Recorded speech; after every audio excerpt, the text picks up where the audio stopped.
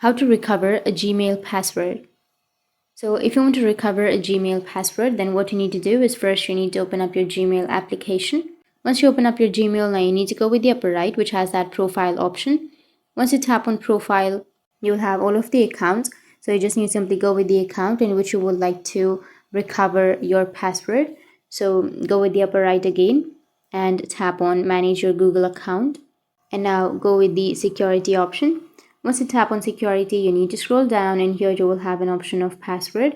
Tap on password and it will ask you to enter your current password. But if you don't remember your current password, then what you need to do? In my case, I have a passkey in my device. So if you have your passkey, you can simply log in with your passkey and then you can create a new password or reset your password.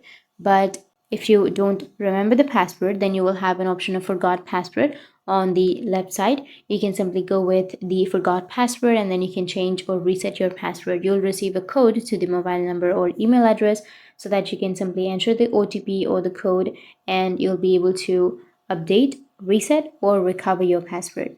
But you can also scroll all the way down and here you will have manage passwords option. If you tap on manage passwords, you will have google.com or gmail.com.